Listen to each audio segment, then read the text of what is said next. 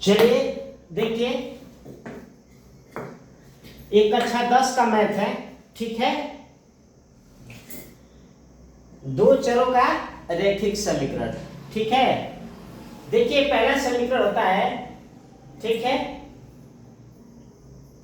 इसका अगर मान लीजिए कोई समीकरण है, ठीक है। a1 x plus b1y plus से इक्वल टू 0, ठीक है। c1 और दूसरा है a2x plus b2y plus c2 equal to 0, ठीक है। इसमें अगर ये समीकरण आपको दिया हुआ है, ठीक है, तब आप समझेंगे, ठीक है। तो इसका एक फार्मूला बनेगा, इसका एक फार्मूला ये बनेगा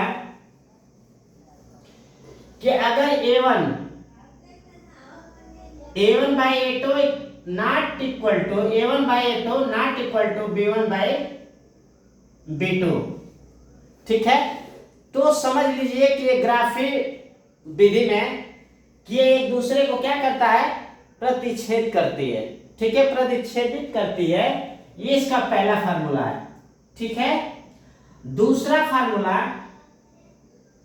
ठीक है, दूसरा फार्मूला, ठीक है।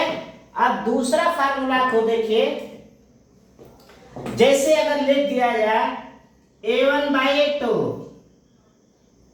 Equal to b1 by b2 not equal to c1 by c2, ठीक है, not equal to c1 by c2। तो ये समझ लीजिए कि समानांतर है, ठीक है। ये क्या है, समानांतर है। और तीसरा फार्मूला, आ रहा है ना बात मेरी समझ में? अगर देखिए इसमें जो भी है, जब आप क्वेश्चन को सॉल्व करेंगे a1 b1 और c1, a1 b1 c1 a2 b2 और c2, ठीक है। कोई भी अगर मान रखा हुआ है, ठीक है, जैसे मान के चलिए अगर यहाँ मान लीजिए 1 है और यहाँ a2 के स्थान पर a2 है, तो 1/2 हो गया। और नॉट इक्वल टू यहाँ भी मान लीजिए अगर ये 1 या 3 आ गया और यहाँ 6 आ गया, ठीक है, ये क्या है, या 5 आ गया, तो इसको क्या लिखेंगे, ठीक है, 1/2 नॉट इक्वल टू 3/5, ठीक है, या a1 by a2 not equal to, ठीक है, b1 बाई b2, ठीक है। मतलब ये, ठीक है, जब ये इसके इक्वल नहीं आया, बराबर नहीं आया, तो समझ लो एक दूसरे को क्या करती है, प्रतिच्छेदित करती है, ठीक है। अब देखिए इसी तरह से a1 by a2 equal to b1 by b2 not equal to c1 by c2, तो समझ लीजिए को क्या है, समानांतर है, ठीक है। आया समझ में? और एक तीसरा फार्मूला, ठीक है। देखिए तीसरा फार्मूला देख लीजिए, तीसरा फार्मूला इसका है, तीसरा formula a1 by a2 equal to b1 by b2 equal to c1 by c2। अगर ये तीनों इक्वल हो, तीनों क्या हो, इक्वल हो, तो समझ लीजिए कि ये समपाती है। ये क्या है, समपाती है, ठीक है। ये आ रहा है समझ में, ठीक है। इसको इसका सॉल्व करने के लिए 3 फार्मूले अपनाए जाते हैं, ठीक है। इसको सॉल्व करने के लिए, ठीक है, 3 तरह से इसको सॉल्व किया जाता है। देखिए पहला होता है, पहला प्रतिस्थापन विधि। पहले को क्या कहते हैं, प्रतिस्थापन विधि। क्या कहते हैं, पहले को प्रतिस्थापन विधि, ठीक है। दूसरा होता है विलोपन विधि। क्या होता है?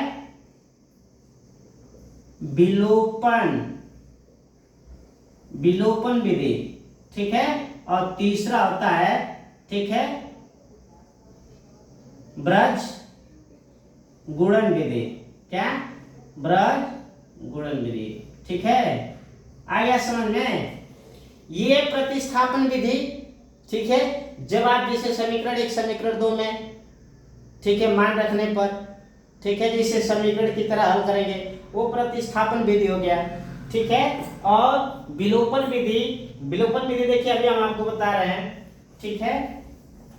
विलोपन विधि का मतलब जैसे हमने लिख दिया कि ये 3x + 4y, ठीक है, 4y + 6 = 0, ठीक है।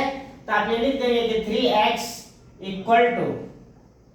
ठीक है, जब ये पूरा अगर इक्वल रखेंगे, ठीक है, तो क्या आएगा? जब इक्वल रखेंगे, ठीक है, तो लिख देंगे कि माइनस, देखिए यहाँ क्या करेंगे, पूरा अभी आपको पूरा बता रहे हैं विस्तार से ताकि आपको पूरा समझ में आ जाए। जिससे हमने लिख दिया कि 3x + 4y = 0 - 6, ठीक है, या फिर लिख देंगे 3x + 4y, ठीक है, = -6, ठीक है। आ रहा है समझ में ना? अब इसको जब इसको इधर करेंगे तो क्या आ जाएगा, यानी 3x = ठीक है, जब इसको पक्षांतर करेंगे तो क्या आएगा कि -6 और -4y, मतलब आ जाएगा कि 3x = ठीक है, माइनस या माइनस को जब कॉमन ले लीजिए, ठीक है, या माइनस को जब कॉमन लेंगे तो यहाँ माइनस हो जाएगा, ठीक है, और 4 + 6, ठीक है, ये आएगा, यानी x का मान इतना, ठीक है, ये यानी ये 3x का मान इतना हो गया। फिर इसी का मान दूसरे समीकरण में रख देंगे, ठीक है। तो इस तरह से आप लगाएंगे, ठीक है। अब ब्रज गुणन विधि, ठीक है, वह, ठीक है, उसको जो है मान रखना पड़ता है, ठीक है। जैसे यहाँ x लिखेंगे, x को छोड़ेंगे, जैसे x को रखेंगे तो फिर इसको रखेंगे, ठीक है। जैसे ये है तो लिख देंगे कि यहाँ 4 लिख देंगे, यहाँ 6 लिख देंगे, इसी तरह से फिर ये लिख देंगे यहाँ 4, जो भी कुछ रखे रहेंगे, जो मान होगा वही इसका और इसका वैल्यू रख देंगे। फिर यहाँ लिख देंगे, ठीक है, y का मान रख देंगे, ठीक है, फिर इसी तरह से 1 का मान रख देंगे, ठीक है। तो ये ब्रज गुणन विधि आ जाएगा, ठीक है।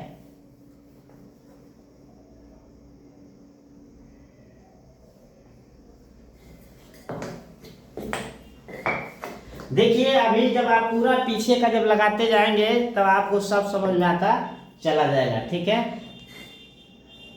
हमने आपको इतना बेस बता दिया है कि इसको आप लगा सकते हैं।